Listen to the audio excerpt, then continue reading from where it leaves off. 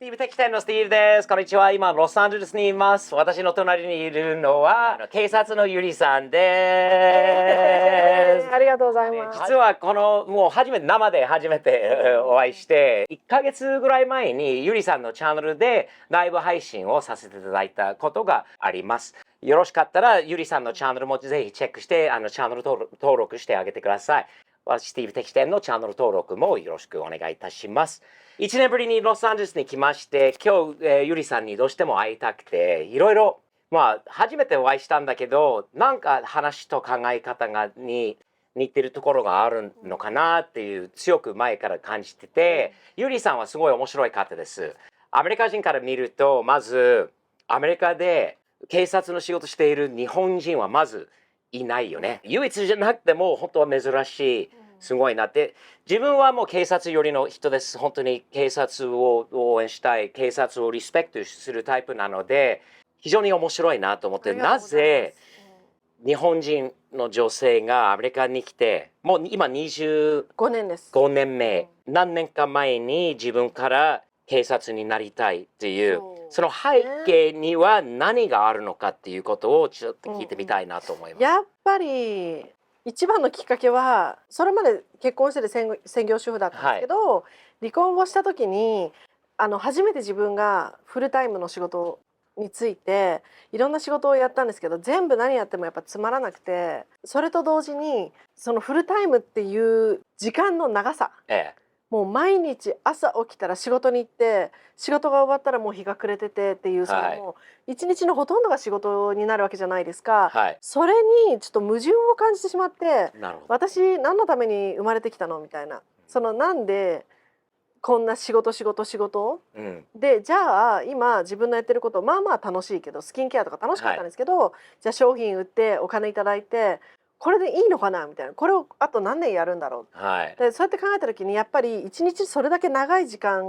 何かに没頭するんだったら、もしこの時間を誰かの役に立ってたら、誰かのために何かができたら、ものすごい大きいものが達成できるんじゃないかなって思ったんですね。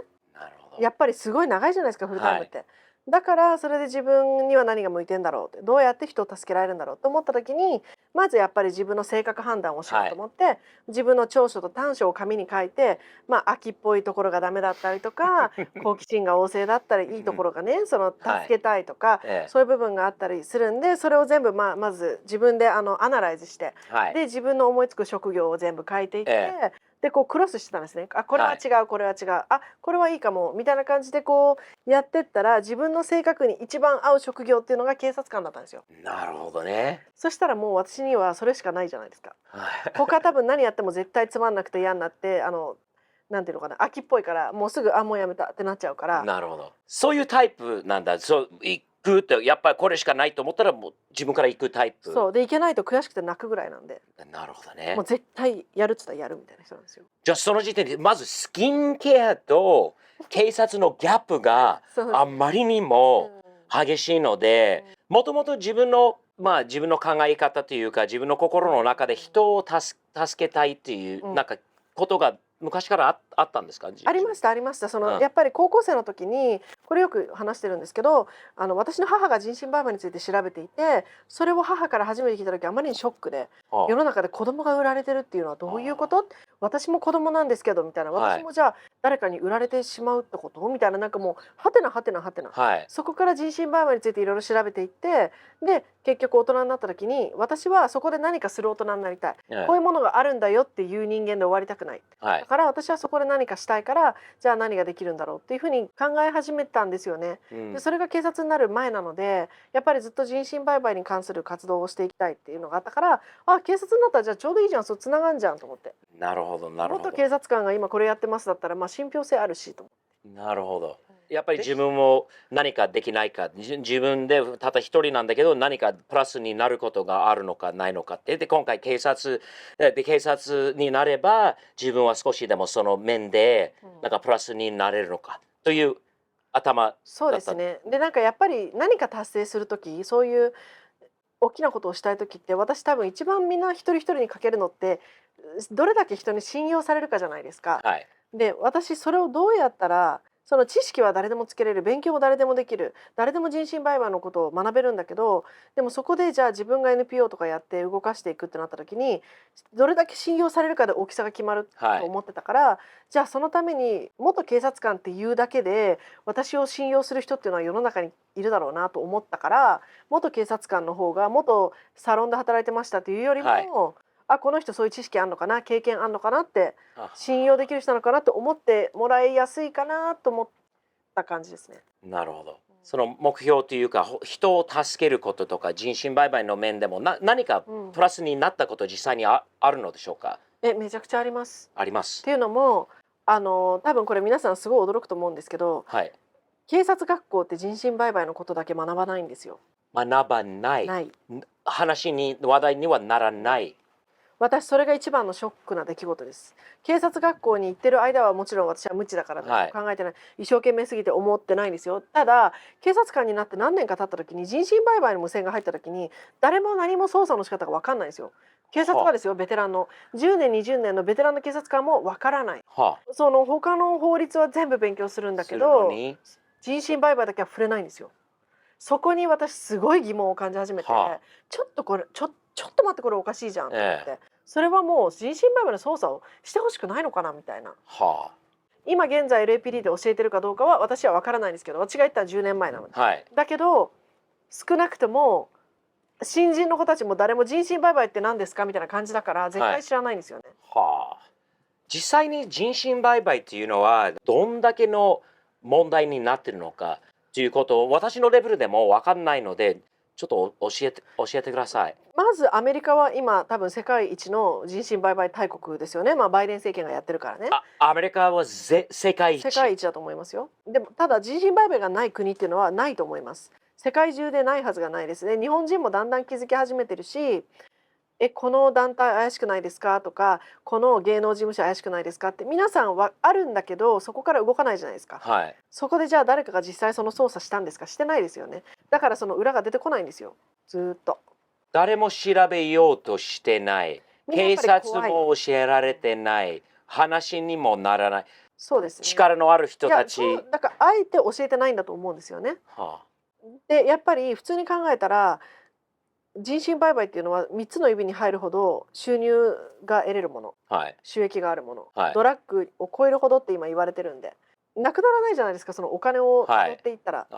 それを誰かが得てるわけだから。だからずっとなくならない。それで結局警察署の中で誰も捜査ができないから、私は休みの日とかにその連邦の人身売買のトレーニングとかに自分で行って、エキスパートまでなって、だからその人身売買の事件が入ったら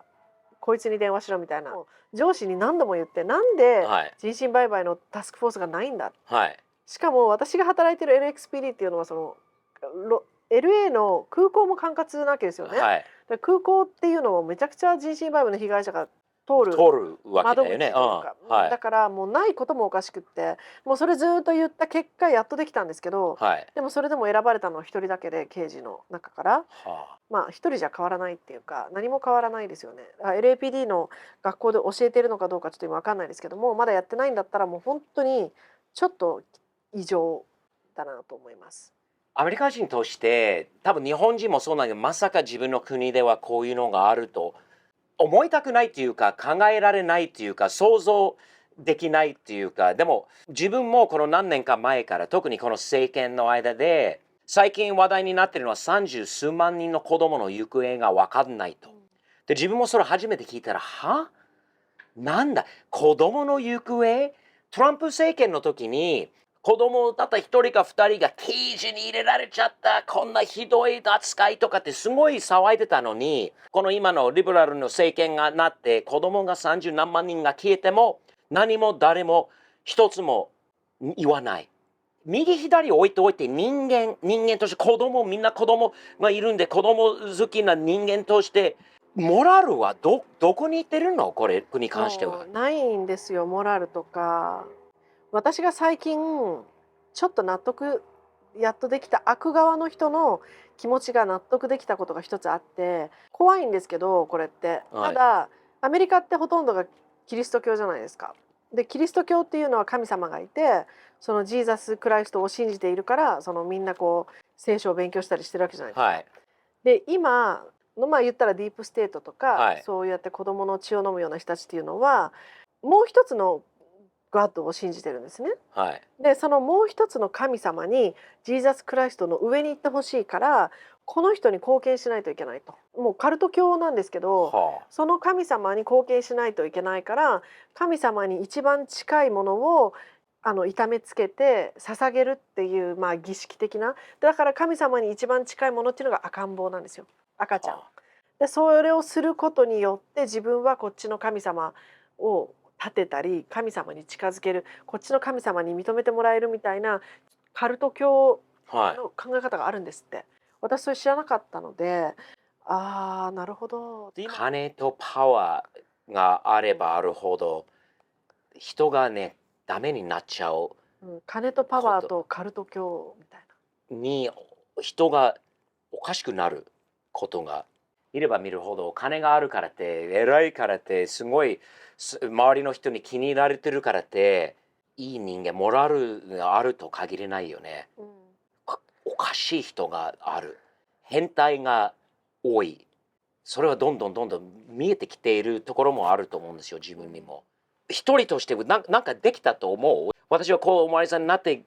この問題に少しでも私が助けなんかできたっていう、あります？正直ないですね。ただ警察官になって得たものっていうのはすごくたくさんあって、まず第一にチームワーク。はいもう本当に私は警察の仲間を家族だと思ってるし、はいお互い自分の命をかけて守り合う同僚なんていますか皆さん。普通じゃあ自分が勤めてるオフィスに今じゃあアクティブシューターが入りましたって言ったらみんな逃げますよね。はい私たち違うんですよ。守り合うんですよ。自分たちのを守り合って、はいみんなが誰かが撃たれたら絶対その人を置いてきぼりにしないし、まあしないよね軍隊とか警察っていうのはやっぱそういうメンタリティがもう完全にはいあるんで、あんなに大勢のみんなと作れた赤の他人でも警察官って聞くだけですぐに仲良くなれるんですよね。だから、はいだからそういうのってやっぱり本当に大きいし、警察同士のつながりっていうのは私はもう一生の宝だと思っているんですね。その時いたその犯罪者を逮捕したけれどみたいな、別に世の中変わってないじゃないですか。それは別に変わらない。だからなんかそういう意味ではあんまりその大きなことうんは達成した感はないですよね、正直。あんまり一人の力で初心者としてもうこのレベルではあんまり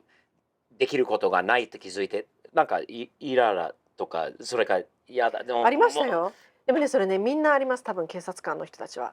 みんなすごいこうなんか、これがしたいのに、本当はこれをするべきなのにさせてもらえない、上からの圧力でとか、こういうポリシーだからこれはダメ。やっぱり人間だから警察官も、これだけがやるべきこと、それ以上のことがしたいって言って、まあこっそりやる人はたくさんいますよね。その人のために、その市民を助けるために。もうママだよね。子供がいるんだよね。子供ね。はい。お母さんとして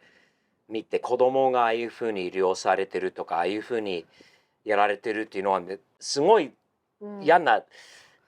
立場っていうか嫌なところにいるんですよね。だからなんかもうそれを通り過ぎて、いや私できることないしって思うのは別にいいんですよ。それは自分勝手じゃないんだけど、はいただそういう人がいて、はいそういう困った人もたくさんいて、そういう現実を知ってほしい。そのまあできることっていうのは確かに難しいんだけど、だからもうちょっとやっぱり世界に目を向けるとか、世の中ではこういうことが起こってて、それによってそれを知ることによってどれだけ自分が今家庭があって平和に食卓にご飯があってそれに感謝ねできるかとか、そうやってすごくハピネスになるわけじゃないですか、心の中が感謝できる。そういうふうに感じて生きてってくれてればいいんだけど、しょうもないことで文句言ってなんか平和ボケしてる人たちとか見るとちょっとなんか何なのお前って思いますよね。それがちょっと最近自分嫌なやつになってきたなって思います。なんかこうちょっと、もうちょっと目覚ましてくれよって思うんですよね。わざと見たくない人もいっぱいいるし認めたくない人もいっぱいいるんです。あんまりにもひどい話だからいやこれ陰謀論だと思ってる人もいると思うんだよね、ゆりさんは言ってることと、でも実際に起きてるわけだよね。でもこれも陰謀論っていう人は申し訳ないけど、ただちょっとあんまり学習してない人だと思うし、だって証拠がたくさんある。もう数字で出てるし、はい、日本の警視庁も人身売買の逮捕の数とか発表してますからね。だから日本でもある。じゃあアメリカでもある。これ陰謀論なんですか？どんだけのお金がこの人身売買で動いてるんだろうね。このだからやっぱり小児性愛者が世の中にいっぱいいるんですよ。だからやっぱり子どもたちが商品になるっていう感覚そういうことが当たり前に起こっているから、だから自分の子供は自分でちゃんと守ってくださいっていうお話ですよね。悲しいよね。これ聞くと自分の国でまさかそういうのあると思いたくない、認めたくないっていう気持ちはわかるけど、みんなさんは目をね、もうちょっと開いて、いろんな周りを見て、人が偉いから、人が有名だから、人が力があるからって、こういうことないと限りもうあるんだよね、いろいろ。逆になんか最近のニュース見れば見るほど力があるからこそやってはいけないことをやる人が多いんだよね。だからこそみんなはね、絶対隠したいというところいっぱいあると思うんです。トランプはなぜ嫌われてるかというと、よく考えてみると、トランプはそういうところには関係してないと私は信じています。彼らとの同じような遊び方をしてないからこそ、彼もこういうの犯罪、多分人身売買もかなり大きな真剣な問題だと思ってて、彼が今度また調べようとしたら、いろんな出てきてはいけない事実が出てくる。本当はもうずっと力のあって、金のあって、政治家、有名人、アスリート、スポーツ選手などのずっと潰してた自分たちのグループで隠してたの事実が出てくると非常によろしくないからこそ消したいんでしょうね、トランプをね。彼はもう以前言ってましたけど、自分が大統領になったらもう人身売買にかかったやつは全員死刑だって言ってましたからね。まあゆりさん、多分話すればするほどこれは何時間の動画になると思うので、確かにまたライブでもいいし、ゆっくりライブをやりたいと思うんですが、一つだけ言わせてください。はい、リスペクトしてます。ありがとうございます。本当にすごいなっていう。警察、普通のもうアメリカ人、アメリカ生まれ、アメリカ育ち、男性、女性だろうが、もうリスペクトしているんだけど、さらに日本から来て、アメリカに住んで、それで自分から他のキャリアがあって、そこからもうそれやめて警察になろうと思った、その行動、その動力などを見て、リスペクトしてます。ありがとうございます。すごい大変な仕事だと思うし、今警察がね、昔みたいにね、リスペクトされるよりも嫌われてる部分もあるしね、簡単ではないと思うんですが、それでもやって、アメリカのため、国のため、多分日本のため、人身売買の一つの大きな問題に少しでも、なんか一つでもなんかできるようなに、それまでやって、すごいなと思います。ありがとうございます。はい、本当に素晴らしいです。ありがとうございます。皆さん、もうゆりさんは今回のスペシャルゲスト、本当にあえてこういうふうに直接お話できて、本当にいろいろ似てるところがある。考え方も同じだし、ゆりさんも日本のこと大好き、アメリカのことも大好き、俺も同じです。顔が違うかもしれない。ああ、来た来た。大丈夫です。もう飛んじゃった、飛んじゃった。びっくりした。すいません、ちょっとハプニング。すごい大きいやつだってね。私、虫嫌いなんです。すいませんね。でも素晴らしい。面白いよね。警察なので虫が来るとね、人そういるんだよね。面白い。最後に笑えてよかった。虫は怖いんですよ。笑えない話ばっかり、暗い話かもしれないんだけど、最後にちょっと笑えてよかったと思う。皆さん、ゆりチャンネルもチェックして、チャンネル登録してあげてください。そして今度またライブ配信をやらせていただきますので、その時またぜひチェックしてみてください。スティーブ適正のチャンネル登録もよろしくお願いします。ゆりさん、スティーブのチャンネルではいつもね、最後にいろんな暗い中では、これなんですよ、サムズアップ。これいい意味でしょ？いいですね。言葉はいらない。これだけと笑顔があれば、他の人にもなんかいいことを与えることができる。その人も笑顔になる。この世の中によりいいところになる簡単なサムズアップだけで。だから日々前進、